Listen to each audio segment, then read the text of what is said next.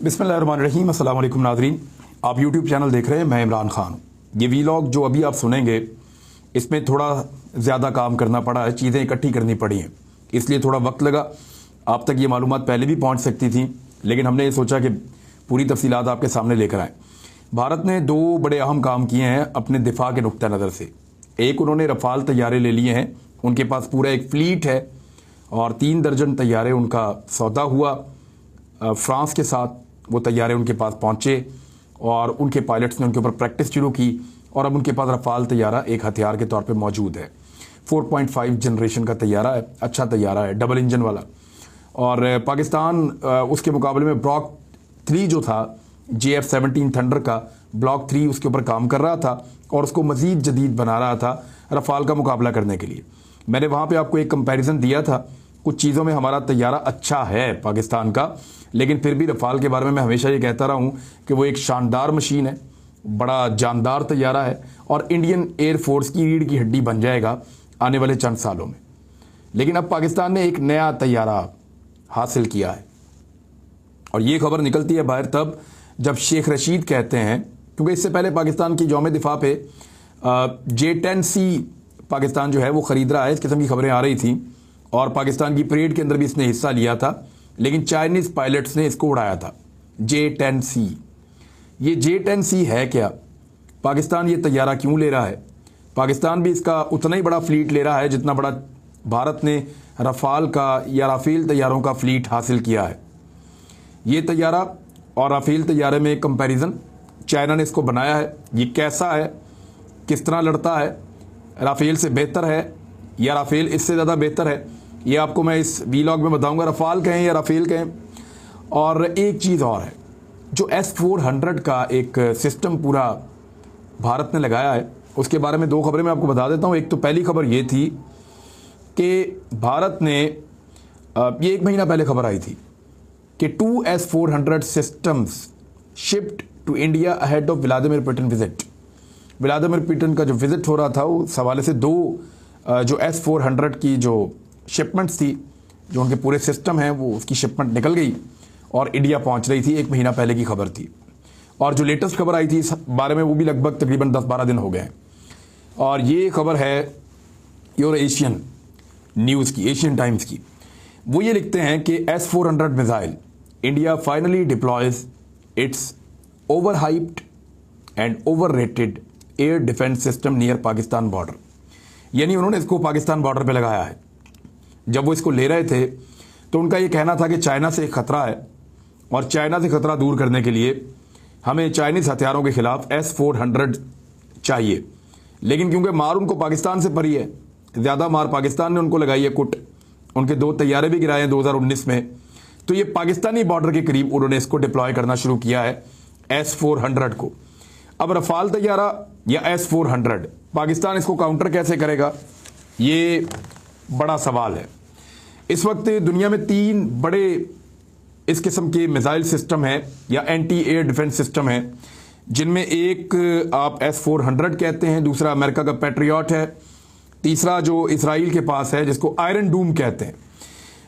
इनमें बेहतर जो है वो S-400 को समझा जाता है और इसके मुकाबले में पाकिस्तान ने एक हाल ही में बाबर क्रूज एक्सटेंडेड रेंज के साथ उसका तजर्बा किया है 450 किलोमीटर तक। और ये तजर्बा जो है वो S-400 को कुछ हद तक डील कर सकता है, यानी पाकिस्तान ऑप्शनलेस होकर नहीं रह सकता। इंडिया के मुकाबले में पाकिस्तान को तैयारी करनी पड़ती है। तो पहले S-400 की बात कर लेते हैं। यहाँ पे पाकिस्तान ने जिस मिसाइल का अब तजर्बा किया है, Babur cruise extended range enhanced, इसका एक वर्जन है, उसका पाकिस्तान ने तजर्बा किया और इसके बाद पाकिस्तान इस काबिल है कि S-400 को भी बहुत हद तक टैकल कर सकता है। लेकिन ये रशियन हथियार है, इसका मुकाबला अभी तक हमने नहीं किया। जब तक कोई चीज़ मैदान में आकर मुकाबला नहीं करती और ये हथियार इस तरह से टेस्ट भी नहीं हुए कि कई 2 बड़े मुल्कों की जंगों के अंदर इनको पहले चेक किया गया हो, तो आप कुछ कह नहीं सकते। ये पहली मरतबा टेस्ट होंगे। अभी तक जो कुछ भी इन्होंने किया है वो तजर्बाती तौर पे किया है। मैदान जंग में इनकी काबिलियत क्या है इसका पता तो वक्त आने पे चलेगा। खुदा न खास्ता अगर लड़ाई होती है कहीं भी दुनिया में, तुर्की के पास है, ये रशिया के पास है, इंडिया के पास है, चाइना के पास भी है। हथियारों और लड़ाकों का पूरा एक पैकेज चाहिए होता है किसी भी लड़ाई को लड़ने के लिए। जब आप देखते हैं कि फिजा में आपको एक चीज कमजोर हो रही है तो आप उसको या तो मजबूत करते हैं सेम टाइम में, और उसको टैकल करने के लिए आप दूसरी तरफ से अपनी ताकत को बढ़ाते हैं ताकि आप जमीन के ऊपर ज्यादा मुअस्सर साबित हो सकें। तो अब पाकिस्तान और इंडिया का अगर कोई खुदा ना खास्ता मार्का होता है, इंडिया उसी तरफ लेकर जा रहा है चीजों को। कश्मीरियों के ऊपर जिस तरह का वो जुल्म कर रहा है, जिस तरह के वो हथियार ले रहा है, ये इंडिया की जारहाना पॉलिसी है, जिसके बाद पाकिस्तान को अमूमन अपनी डेटरेंस कायम करने के लिए नए हथियार लेने पड़ते हैं। तो S-400 के बाद पाकिस्तान ने जो पहला पैगाम दिया है वो बाबर क्रूज एक्सटेंडेड रेंज का जो है वो एक तजर्बा किया है मिसाइल्स का, और यहां पे पाकिस्तान इंडिया को एक पैगाम दे रहा है, एक मैसेज दे रहा है। इंडिया अगर S-400 को अपनी सरहद से, पाकिस्तान और इंडिया की सरहद से 100 किलोमीटर पीछे भी ले जाके लगाता है तो तब भी वो वहां से फिर भी उसके पास 300 किलोमीटर की रेंज होती है पाकिस्तान के अंदर अटैक करने के लिए, क्योंकि ये 400 किलोमीटर तक अटैक करता है। और कोई भी चीज जो हवा में आती है उसको डिटेक्ट कर सकता है। इसके साथ एक रेडार सिस्टम है, उस रेडार सिस्टम को डिसीव करने के लिए स्पेशल तैयारे चाहिए। कुछ जो माहिरीन है उनका ये क्लेम है कि चाइना का जो तैयारा पाकिस्तान हासिल कर रहा है J-10C, उसमें यह कैपेसिटी है कि ना सिर्फ वो रफाल का मुकाबला कर सकता है बल्कि वो S-400 के खिलाफ भी एक मौसर हथियार के तौर पे इस्तेमाल किया जा सकता है। ये सच है या नहीं, इसके बारे में कहीं कोई तफसीलात मौजूद नहीं है, लेकिन रफाल तैयारे का और J-10C तैयारे का एक कंपैरिजन है हमारे पास, वो मैं आपको दे देता हूं। शेख रशीद ने कहा था कि 23 मार्च को पाकिस्तान J-10 फ्लाई पास्ट करेगा और ये रफाल तैयारे के तोड़ के तौर पे पाकिस्तान लेकर आ रहा है। और ये वजीर दाखिला है पाकिस्तान के, उन्होंने ये इशारा दिया है। J-10 कैसा फाइटर तैयारा है इसके बारे में कुछ तफसीलात हैं। ये चीनी साख्ता तैयारा है, चाइना ने इसको बनाया है। इसे चेंगडू J-10 या वैगोरस ड्रैगन भी कहा जाता है। ये एक इंजन इसके ऊपर, एक इंजन पे चलता है, या रफाल 2 इंजन पे चलता है और मुख्तलिफ मकासद के लिए आप इसको इस्तेमाल, मल्टीपर्पज या कसीरुल मकासद ये तैयारा है। हर तरह के मौसम में ये उड़ सकता है, बहुत ज़्यादा सर्दी में, माइनस टेम्परेचर में, बहुत ज़्यादा गर्मी में, हर मौसम से ये लड़ सकता है। इसके विंग्स डेल्टा स्टाइल के होते हैं, यानी ये बिल्कुल उकाब की तरह इसके पीछे की तरफ यूं विंग्स जाते हैं। इसके जो F-16 की तरह या रफाल तैयारे की तरह या JF-17 थंडर की तरह इसके विंग्स नहीं है, ये जरा डिफरेंट तरीके से बना हुआ है। एक शख्स नॉर्मली इस तैयारे में बैठता है। इसकी लंबाई 52 फुट 7 इंच है, विंग्स का साइज 30 फुट 4 इंच है, इसका वजन 14,000 किलोग्राम है और इसमें 4,950 लीटर ईंधन उसकी गुंजाइश है और 4,000 लीटर की गुंजाइश इसके अंदर बैरूनी जो ड्रॉप टैंक्स होते हैं, ये जो तैयारे होते हैं अपने साथ टैंक्स भी ले जाते हैं एक्स्ट्रा फ्यूल के लिए। वही फ्यूल था ना, पे लोड जिसको कहते हैं, जो इंडियंस गिराकर चले गए थे हमारे दरख्तों के ऊपर और कहा था जी कि हमने बहुत 300-400 बंदा मार दिया। ये तैयारा 19,277 किलोग्राम वजन उठाकर टेक ऑफ करने की सलाहियत रखता है। ये बहुत बड़ी ताकत है।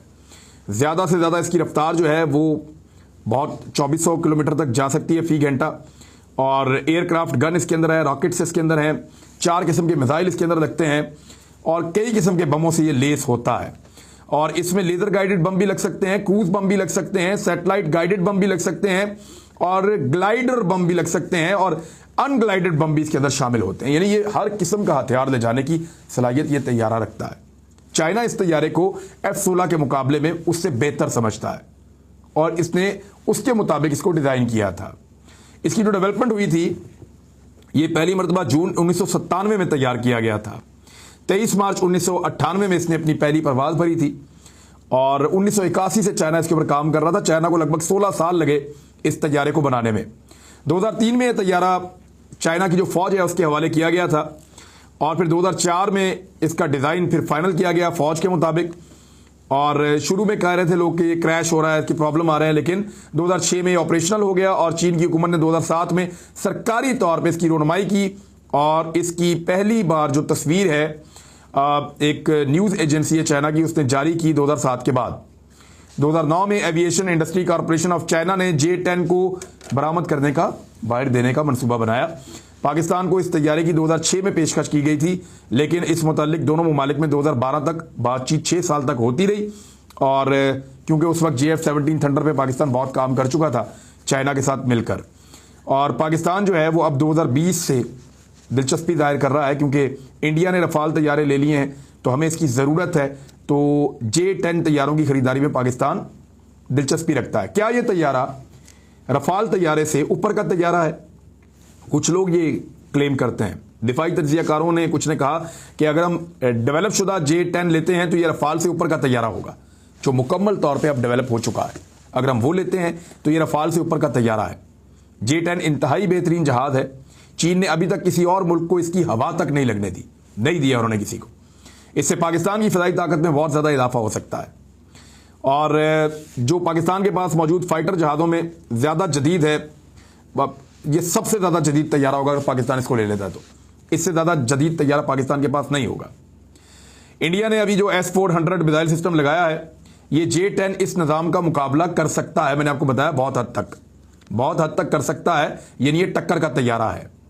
J-10 के मुख्तलिफ जो है वो वर्जन्स मौजूद हैं और यानी कई इसके वर्जन बन चुके हैं अब तक। और पाकिस्तान जो इसका वर्जन लेना चाह रहा है वो जदीद तरीन वर्जन है, जो FC-20 भी से कहा जाता है, जो खास तौर पर पाकिस्तान के लिए डिजाइन किया गया है। एक बात आप ध्यान में रखिएगा कि यह तैयारा जो आपने JF-17 थंडर बनाए हैं उनसे भी जदीद है, जो आपके पास F-16 मौजूद हैं उनसे भी जदीद है, बल्कि जो F-16 जदीद तरीन अमेरिका ने बनाए हैं ये उनके हमपल्ला तैयारा है।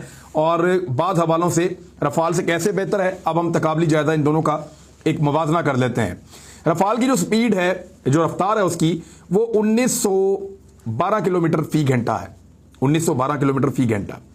जबकि J-10C की जो रफ्तार है उसकी हद 2400 किलोमीटर यानी 2.2 मैक, ये 2400 किलोमीटर की रफ्तार से ये उड़ता है, यानी तकरीबन 500 किलोमीटर फी घंटा रफ्तार इसकी रफाल से ज़्यादा है। ये एक बहुत बड़ी इसकी खूबी है। J-10C में ऐसा रडार लगा है जिसमें 1400 ट्रांसमीटर रिसीवर मॉड्यूल नस्ब है, जबकि रफाल के रडार में RBE में 838 मॉड्यूल हैं, यानी कहाँ 838 और कहाँ 1400। यहाँ पे भी ये बहुत बेहतर है। J-10T का जो थ्रस्ट है वो लाइट है और इसके इंजन को बेहतर परफॉर्मेंस दिखाने का वो मौका देता है। J-10C के हथियारों में PL-15 और रफाल में मैट योर लगे हैं। दोनों जहाज क्रूज मिसाइल से लेस हो सकते हैं। जो हथियार दे जाने की सलाहियत है उसमें कुछ चीज़ों में रफाल आगे है, कुछ चीज़ों में जो है वो J-10C आगे है। लेकिन इस खित्ते के मुताबिक ये तैयारा डिज़ाइन है क्योंकि चाइना ने इसको बनाया है और वो इसी खित्ते में रहते हैं। फ्रांस ने क्योंकि रफाल को बनाया है तो उन्होंने अपने हिसाब से इसको तैयार किया है। तो इस खित्ते में ऐसा लगता है कि ज़्यादा इफेक्टिव J-10C होगा। J-10C की फेरी रेंज जो है, यानी कितनी दूर तक ये फ्लाई कर सकता है वन गो में, ये 3200 किलोमीटर है, जबकि रफाल की रेंज जो है वो 3700 किलोमीटर है। वो उसकी रेंज ज़्यादा है रफाल की। लेकिन क्योंकि पाकिस्तान और इंडिया के बॉर्डर बिल्कुल साथ साथ हैं तो यहाँ पे ये चीज़ बहुत ज़्यादा मैटर नहीं करती। बहुत ज़्यादा मैटर इसलिए नहीं करती कि बिल्कुल बहुत करीब करीब है। यहाँ इन जहाज़ों के फ्लीट्स को बहुत ज़्यादा ट्रैवल नहीं करना पड़ता। अगर बहुत दूर कहीं लड़ाई हो रही है, जैसे कि क्योंकि रफाल तैयारों को मशरिक़ वस्ता से या मिडल ईस्ट से उड़ के उनको अगर अफगानिस्तान आना पड़ता है तो बहुत लंबा डिस्टेंस है। लेकिन क्योंकि पाकिस्तान का सिर्फ पंगा ही इंडिया के साथ है, बॉर्डर के साथ, तो ये चीज़ इतना मैटर नहीं करती पाकिस्तान के लिए। J-10 की सर्विस सीलिंग जो है वो 18,000 मीटर है और रफाल की सर्विस सीलिंग जो है वो 15,835 मीटर है। लेकिन मशीन नहीं, यहाँ पे जो है वो पायलट की कारकर्दगी बहुत इंपॉर्टेंट होती है। ये बात हमेशा याद रखिएगा कि डॉग फाइट में या एक दूसरे को डिटेक्ट करने में, पहले फैसला करने में जो पायलट ज़्यादा काबिल होगा वो लड़ाई जीतने की सलाहियत रखता है। यानी ये प्लानिंग की बात है। जिस तरह 2019 में फरवरी में इंडिया ने एक प्लान किया, उनके बेहतरीन तैयारे थे, उनके पास भी अच्छे तैयारे मौजूद थे। Su-30 भी था उनके पास और वो बहुत अच्छा तैयारा है, यानी F-16 के हम पल्ला है और JF-17 थंडर से भी बेहतर उसको बाज़ औक़ात कहते हैं। अगर ब्लॉक 3 को आप निकाल दें बीच में से तो रूस का तैयारा है, बहुत अच्छा है। लेकिन वो तैयारा भी गिरा और MiG-21 भी गिरा, तो उनको नुकसान हुआ था भारत को। वो इसलिए हुआ कि उनकी प्लानिंग नाकस थी। पाकिस्तान ने बेहतर प्लान किया, बेहतर एग्जीक्यूट किया, पायलट्स ने ज़्यादा अच्छा काम किया, पीछे प्लानिंग करने वाले कमांड रूम में बेहतर लोग बैठे हुए थे, तो वो लड़ाई पाकिस्तान ने अपनी हिकमत अमली से जीत ली। एक और चीज़ बहुत इंपॉर्टेंट है, इंडिया ले रहा है रफाल तैयारे फ्रांस से, वो पूरा सेटअप उनको यहाँ लाकर लगाना पड़ेगा। बहुत सारी कॉम्प्लिकेशंस होंगी, उनको ठीक करना, इनको मुतवातर जो है वो चाहिए होती है देखभाल, इनकी मेंटेनेंस साथ साथ चल रही होती है। उस स्टाफ के बगैर ये चल नहीं पाते। तो ये एक बहुत बड़ी टेक्निकल मशीन वो उठा के फ्रांस से इंडिया में लेकर आए और उसका पूरा सेटअप साथ लेकर आना पड़ रहा है। पाकिस्तान के लिए प्रॉब्लम नहीं है क्योंकि पाकिस्तान पहले ही चीन के साथ काम कर रहा है JF-17 थंडर पे। थोड़ी सी मॉडिफिकेशन के बाद पाकिस्तान इन तैयारों को यहां पे इस्तेमाल कर सकता है और हमें यह सब कुछ उतना महंगा और मुश्किल नहीं लगेगा जितना इंडिया को लगेगा रफाल की देखभाल करना। मेरे ख्याल में जब ये तैयारा पाकिस्तान के पास आ जाएगा तो इसके नाम के अंदर कहीं F शामिल कर दिया जाएगा, क्योंकि पाकिस्तान के पास जितने भी तैयारे मौजूद हैं उनके नामों में जो फाइटर जेट हैं F आता है कहीं ना कहीं। JF-17 थंडर है, F-16 है, दूसरे तैयारे हैं। तो अब इसमें यहाँ पे जो ये लड़ाका तैयारा है ये J-10C, ये पाकिस्तान को बहुत सपोर्ट दे सकता है। चाइना के पास इससे जदीद तैयारे भी हैं और वो उनके ऊपर मजीद आगे काम भी कर रहे हैं। पाकिस्तान और चाइना की दोस्ती लाजवाल है और पाकिस्तान और चाइना का जो दिफा है वो आने वाले वक्त में मजीद इकट्ठा होता चला जा रहा है। तो इंडिया की जो इस वक्त हिकमत अमली है या जिस तरह का उसका मूड है वो इस खित्ते को किसी लड़ाई की जानिब ले जा सकता है। हथियारों की एक दौड़ शुरू है। मैंने आपके सामने एक जायजा पेश किया है इस ख्वाहिश के साथ कि यहां कोई लड़ाई ना हो, बल्कि जितने मसाइल हैं वो बगैर लड़ाई के हल हों और जो दबे हुए तबकात हैं, जो पिसे हुए तबकात हैं, जो आज़ादी के लिए आवाज़ उठा रहे हैं जैसे कि कश्मीरी, उनको उनका हक बगैर लड़े, बगैर किसी बड़ी कुर्बानी के मिले। लेकिन अगर आज़ादी के लिए कुर्बानी भी देनी पड़े तो बड़ी कीमत तो नहीं है। अब तक के लिए इतना ही। अपना ख्याल रखिएगा, अपने इस चैनल का भी। अल्लाह हाफिज़।